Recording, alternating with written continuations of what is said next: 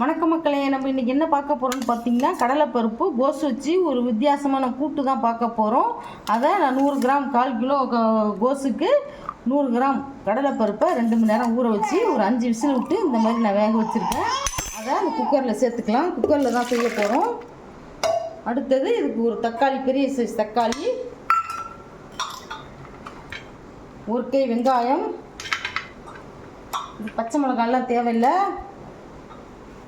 இதுக்கு தேவையான உப்பு,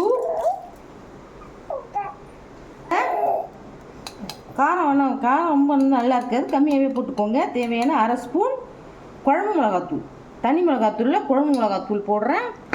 அதுக்கப்புறம் நான் 1/4 கிலோ கோஸ் அதில் போடுறேன்.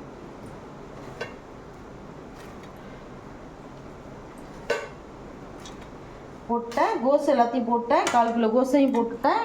இப்போது நல்லா கலரி விட்டுக்கலாம். நல்லா கிளறி விட்டுட்டு இதை ரொம்ப தண்ணி வைக்காதீங்க, சும்மா கொஞ்சமாக மூழ்கிற அளவுக்கு தான் தண்ணி வைக்கணும். இல்லைன்னா கூட்டு கூட்டு மாதிரி இருக்காது, குழம்பு மாதிரி ஆகிடும். இப்போ மூடி போட்டு குக்கரை மூடி ஒரு 3 விசில் விட்டு இறக்கலாம். அதுக்கப்புறம் அதில் ஒரு பேஸ்ட்டு போடணும், அது என்னென்னு பார்க்கலாம். இப்போ பாருங்கள், கோஸ் கூட்டு எந்திரிச்சு ஆஃப் பண்ணிட்டேன்.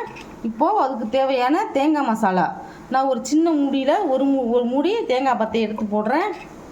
1 ஸ்பூன் சோம்பு, ஒரு 4-5 பூண்டு பல், இதை போட்டு பேஸ்ட்டாக அரைச்சிக்கலாம். இப்போ பாருங்கள், நான் குக்கரை ஓப்பன் பண்ணி பார்க்குறேன். இப்போ பாருங்கள், நல்லா வெந்துருச்சு பாருங்க.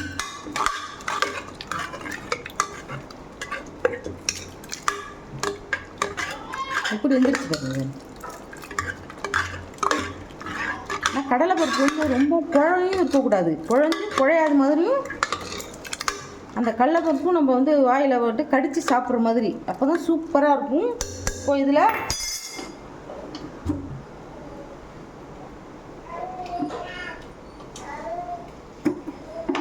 நான் ஒரு மூடி தேங்காவை சோம்பு போட்டு 2 பூண்டு பல் போட்டு அரைச்ச ஒரு பேஸ்ட்டை திக்காக அரைச்சி போடுறது மாதிரி.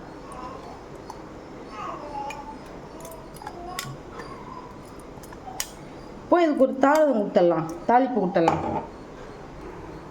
இப்போ பாருங்கள், கோஸ் கூட்டுக்கு நம்ம தேங்காய் பேஸ்ட்டு போட்டு ஒரு கொதி விடலாம். அடுப்பில் போட்டுங்க குக்கரை. இப்போ அதுக்கு தாளிக்கிறதுக்கு நான் தேங்காய் எண்ணெய் ஊற்றுறேன். தேங்காய் எண்ணெயில் தான் தாளிக்கணும், நல்லாயிருக்கும் இது. இப்போது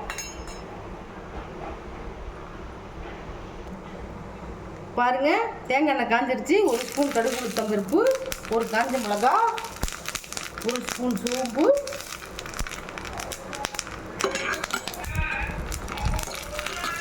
நல்லா பொரியுது.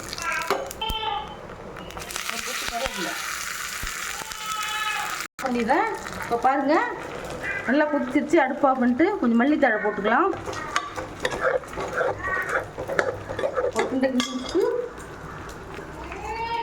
இப்போ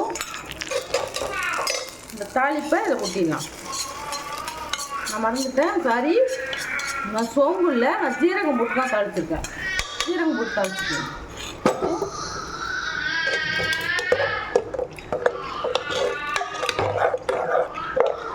இப்போ பாருங்கள், கூட்டு எப்படி இருக்கு பாருங்கள், சூப்பராக இருக்கும். இதே மாதிரி நீங்களும் ட்ரை பண்ணி பாருங்கள். இது சாதத்துலேயும் போட்டு நெய் போட்டு சாப்பிட்டோம்னா சூப்பராக இருக்கும்.